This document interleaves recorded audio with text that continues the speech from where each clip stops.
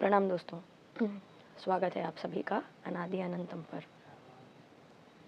और ऐसा हमने काफ़ी सुना है कि आज के भागम दौड़ की जीवन में, ज़िंदगी में किसी और के लिए तो दूर, अपने आप के लिए वक्त निकालना बहुत ही कठिन हो रहा है।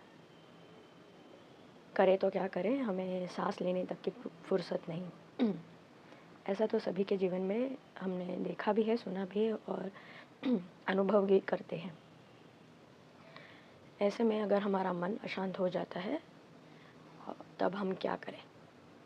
भाई मेडिटेशन कर लो, योगा कर लो, कुछ और कर लो, ध्यान कर लो, लेकिन इन सब के लिए भी हमें कुछ वक्त अलग चाहिए होता है।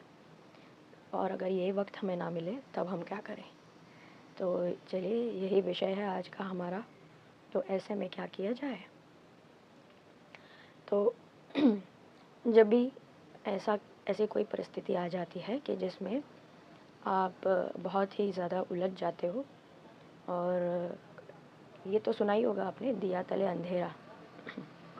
तो जहाँ पर हम बहुत ज़्यादा परेशानियों के निकट रहते हैं, तब हमें उस परेशानियों से निपटने की या उससे बाहर निकलने की कोई संभावनाएं या कोई मार्ग जो है दिखाई नहीं देता। तो हमें क्या करना चाहिए? थोड़ा सा दूर खड़े रहना चाहिए। इसका मतलब क्या हो जाता है?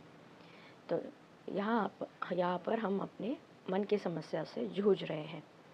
जब हमारा मन विचलित हो जाए, परेशान हो जाए, हम दुखी हो जाएं, मन के विचलित होने के कई प्रकार होते हैं। कभी दुख होता है, कभी गुस्सा। गुस्सा भी दो प्रकार के, किसी व्यक्ति विशेष पर या किसी परिस्थिति पर। तो मान लो अगर आप कुछ कर न सके, किसी बात को आप समझा नहीं सकें, या ऐसा कोई जो आप करना चाहते हो और नहीं कर सके, तो वो भी मजबूरियों के हालात भी आपको गुस्सा दिलाते ही हैं। तो ऐसे ही कभी कोई फ्रस्ट्रेशन अंदर मन में रह जाता है, वो बाहर निकल नहीं आता, तो अंदर ही अंदर आपको खाता रहता है। तो या कभी आपको समझ नहीं पड़ता कि चल क्या रहा है, लेकिन आपका बिल्कुल भी मन नहीं है। तो ऐसे में क्या किया जाए? तो बहुत सिंपल सी बात है, आपको कुछ भी नहीं करना। क्या आपने कोई उपाय नहीं बताया? तो ये वीडियो किस लिए बनाया? वीडियो इसीलिए बनाया है कि आप ये जान सकें कि कुछ करने की आवश्यकता ही नहीं। तो फिर क्या करें? फिर से करना? कुछ नहीं करना। आप केवल अपने श्वास पर ध्यान दीजिए। कुछ करना नहीं है। देखिए, जब भी आपका मन, हमारे मन की स्थिति और हमारे श्वास, ये दोनों आपस में जुड़े हैं।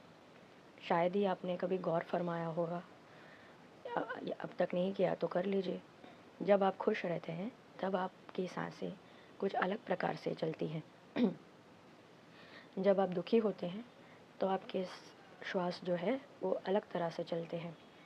जब आप नींद में होते हैं, कुछ प्रक्रिया नहीं करते, तब आपके श्वास कुछ अलग प्रकार के होते हैं, धीमी, तेज़, गहरी। ऐसे अलग अलग प्रकार से आप श्वास लेते रहते हैं, पर हमारा इस पर ध्यान जाता नहीं। तो अब आप क्या करेंगे कि कभी किसी विकट परिस्थिति में आप अगर फंस जाएं, तो केवल ये देख लीजिए कि उस समय आपके सांस कैसे चला रहे हैं। उसको सिर्फ आप देखिए, कुछ करिएगा नहीं। आप खुद होके उसे ठीक करने की कोशिश मत करिए। आप सिर्फ गौर से देखिए कि आपकी सांसें उस समय किस तरह चल रही हैं। तेज़ चल रही हैं, धीरे चल रही हैं, धीमे चल रही हैं, या कुछ भी हो। और भयभीत में ना होइए, जैसे भी चल रही हो सिर्फ उस पर ध्यान दीजिए और उसे नोट कर लीजिए। चाहे आप लिख कर के नोट कीजिए, या फिर चाहे मन में नोट कर लीजिए। फिर किसी और परिस्थिति में आपके विभिन्न प्रकार के भाव जब भी उत्पन्न हो, तब आप नोट कर लीजिए कि आपके श्वास कैसे चल रहे हैं। सिर्फ देखिए कि कैसे चल रहे हैं। सिर्फ 21 दिन अगर आप ये कर सकें, ये करके देखिए, और आपके अनुभव जो भी है ये हमें कमेंट सेक्शन द्वारा ज़रूर बताइएगा।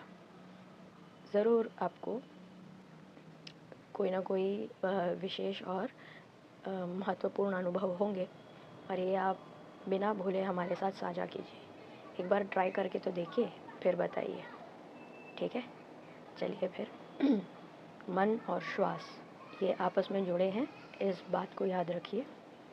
अगर आप अपने श्वासों पर ध्यान देंगे तो अपने आप आपका मन भी केंद्रित हो जाएगा। आपको प्रयत्नपूर्वक श्वास लेने की ज़रूरत नहीं है, सिर्फ उस पर ध्यान दीजिए कि कैसे चल रहे हैं। इतना तो कोई भी कभी भी कर ही सकता है, हाँ? चलिए फिर मिलते हैं अगले वीडियो में। नमस्कार।